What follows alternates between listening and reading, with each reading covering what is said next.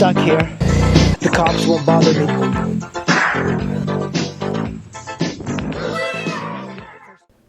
The Honda CBR 1100XX, otherwise known as the Honda Blackbird, is a bike that is often forgotten. It used to be the king of top speed until the Suzuki Hayabusa came on the scene. Then everybody just seems to completely forget this really amazing bike.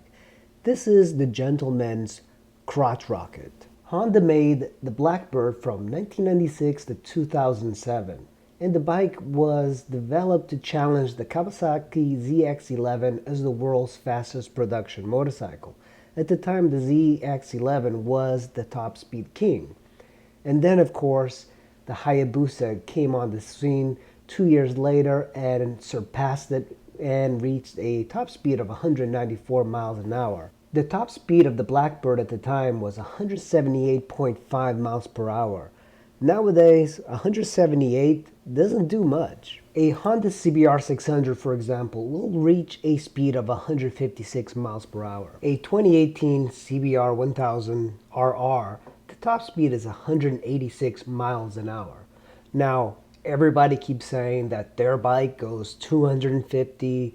There's people with Hayabusas, they claim their bikes goes 250 because they saw it on the speedometer.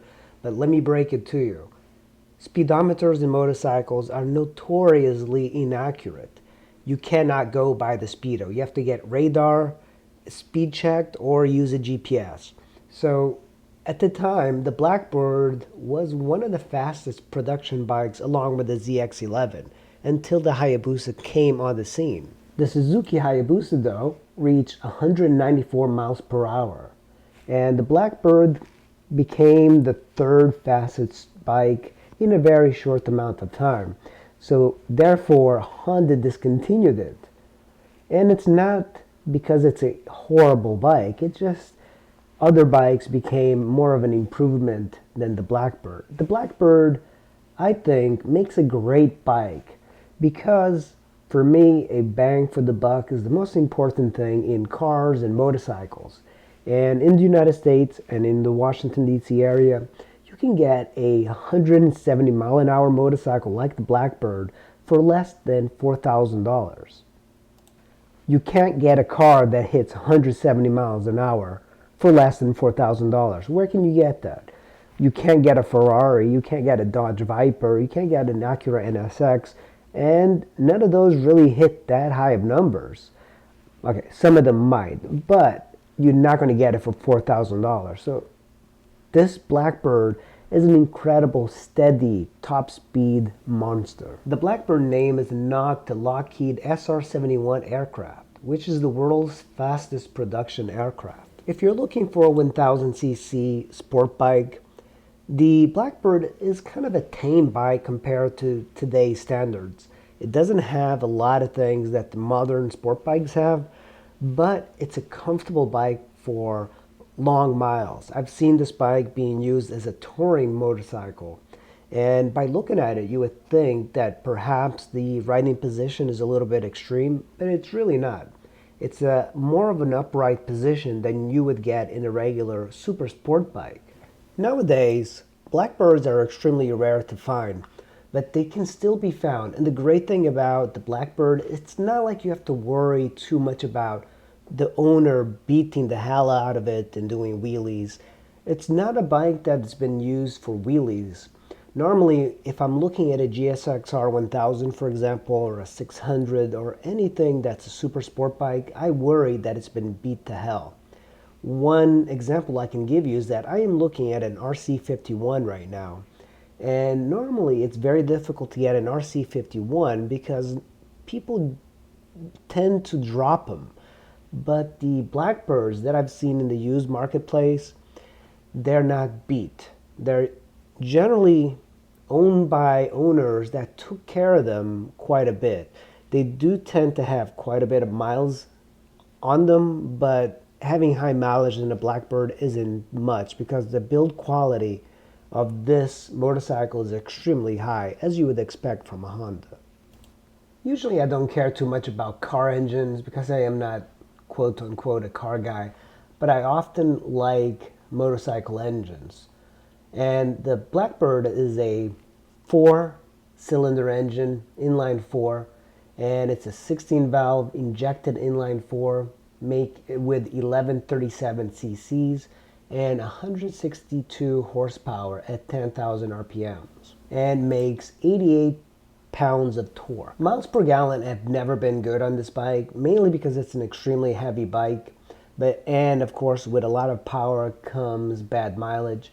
It clocks in at around 39 miles per gallon. I know that owners are going to say they can get like 45, but generally you're going to get about 35 to 39 miles per gallon.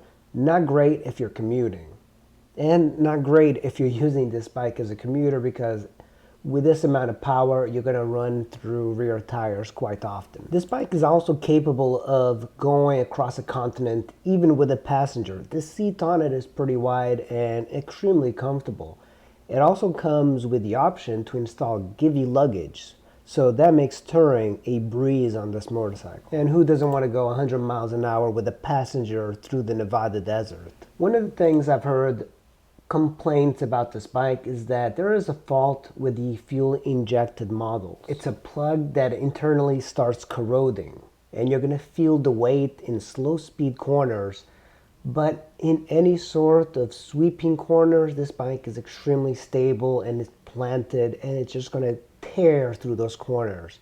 It has a lot of power, and one of the problems is that if you're a new rider, this is not a great bike to start out with. When there's a lot of 1000cc bikes that are even faster than this one, the Blackbird doesn't make it a better bike. It doesn't have all the modes that you can select. It's an extremely heavy bike. It still possesses a lot of power. You're going to have to be a very good rider to ride it. But I believe that this makes a great deal for somebody that's a little bit more experienced. In the used marketplace, of course, it's very area dependent. In the DC metro area, northeast area, these bikes are going to be extremely cheap, especially in the winter. There's a couple motorcycles right now on the marketplace. One is a 97 for $2,000. There's a 2003 for $2,000 with some rash in the fairings. There's another for $2,800. There's a 99 for $5,000. There's another 99 for $5,000, one for $3,000. So they're around. These things do have quite a bit of a collector sort of feel to them.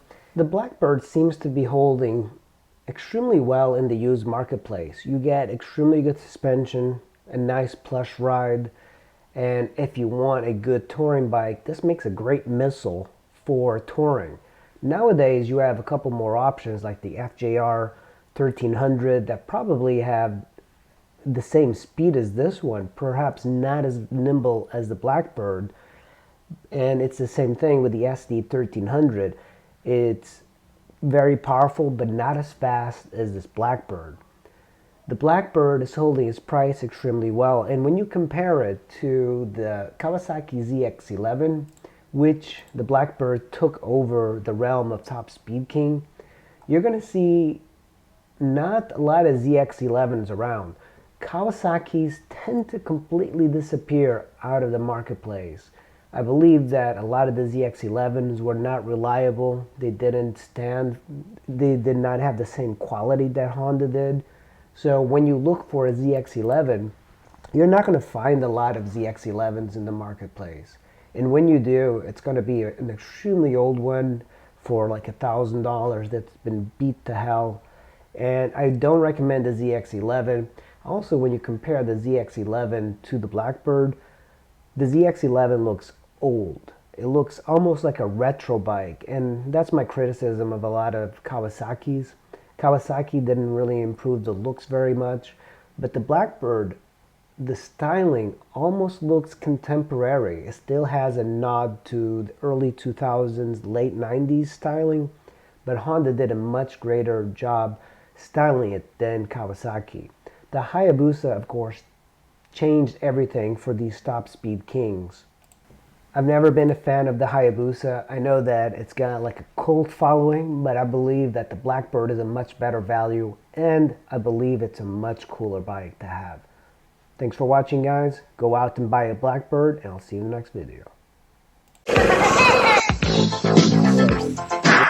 Kind of stuck here. The cops won't bother me.